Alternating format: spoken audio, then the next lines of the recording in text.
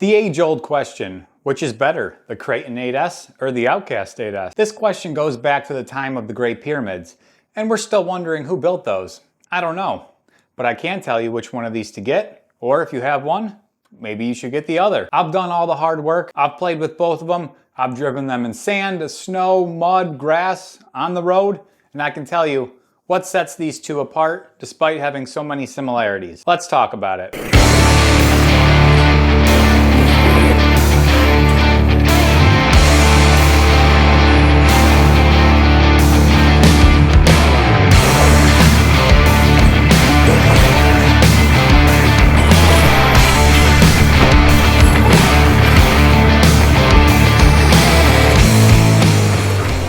Welcome back to the garage, everyone. Today we are looking at the Arrma Outcast 8s and the Arrma Kraton 8s.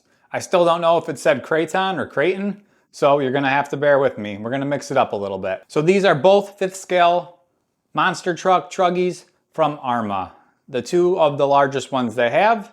They're both awesome. We're gonna talk about some of the similarities, some of the differences, and which one's right for you. Now, I do know that they have discontinued the Outcast 8s in the ready-to-run version. They still have the EXP or Extreme Bash Roller option available. So much of this will apply to that. Granted, these have the same power systems, whereas when you purchase an EXP, you have to put in all of your own electronics. Let's start off by comparing the similarities between these two vehicles. Both of them are made by Arrma. They're both 5th scale. Both have the same 4685 1250 kV motor that runs on 8s with a Spectrum Firma 160 amp Smart ESC. Both come with the same receivers. Both come with the same radios. Both have approximately 8-inch wheels. Both have the same width wheels. This one, you'll notice, is a little bit lower, and this one is a little bit higher. I don't want to talk too much about the suspension, the power, the gearing, because all of that can be changed by the user. I do have this one set a little lower and this one set a little higher because I like to jump this one a little more, and we'll talk about that a little bit later. But for all purposes, the height can be adjusted. Any of the speed can be adjusted. They both come with 23-tooth pinion gears and I believe 47-tooth spur gears. The gearing on these is very, very close. I believe it's a tiny bit different, but not too noticeable where you're gonna see a difference in the speed if you're running them stock. What really sets these two apart is the length and the wheelbase. And I cannot stress that enough. I knew that the wheelbase was going to make the Kraton feel different than the Outcast. I had purchased the Outcast about 2 months before I got the Kraton, and I knew they would handle different, I knew they would feel different, I knew they would jump different.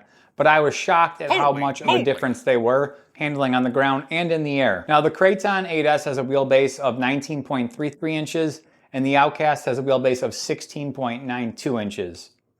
That may not seem like a lot, it's about 2.5 inches, but it dramatically changes the way that these two vehicles handle. Before I use both of them, I would assume the truck, the Outcast, with the shorter wheelbase would handle better, turn quicker, but I was surprised. I feel, and this is just my opinion, that the Kraton actually turns a little better and handles better. And that could be because of the tires or the oil weight in the front and rear differential versus the center, which I do believe is the same, but I'm not 100% sure, so I don't want to say that.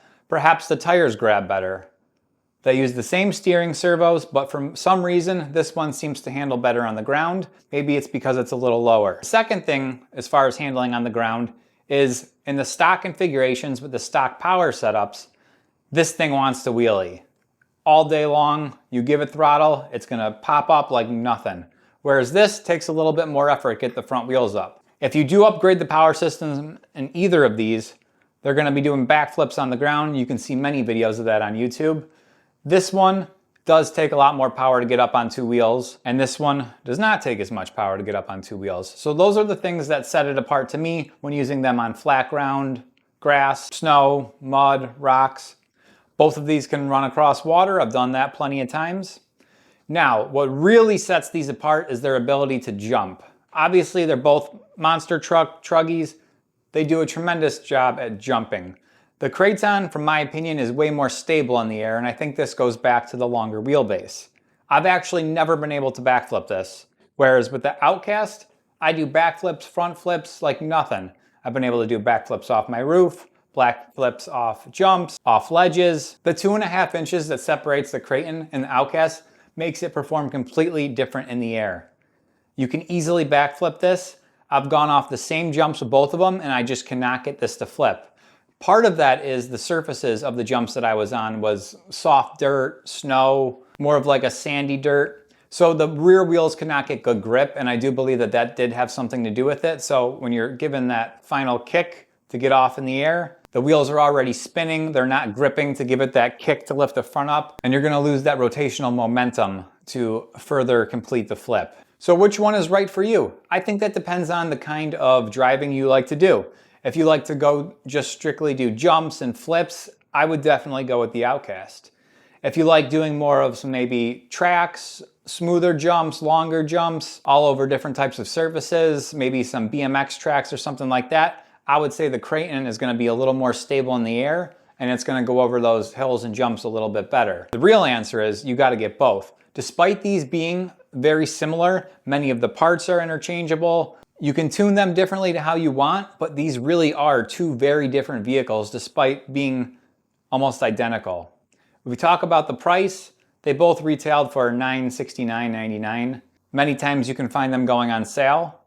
This one I got on sale and this one got on sale. And I'll give you guys a tip. If you use Amazon, I will put some Amazon affiliate links in the description for both of these. Like I said, this one is not available in the RTR version, but the EXP version is available, so I will put a link to that.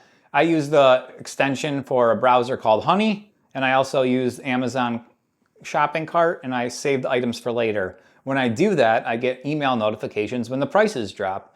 I got this one for $7.75, where it normally retails for $9.70, and this one I did buy at my local hobby shop, but they did match the Amazon price, which was $8.69. But when they were trying to get rid of the last of these, I believe, I saw the price go down to $5.99. I could be wrong, but it went low. So that's a tip for anything. If you're gonna buy anything on Amazon, put it in your cart, save it for later, and you'll get an email, or you can check your cart and see when the prices drop. Last thing I wanna say is both of these trucks are so much fun.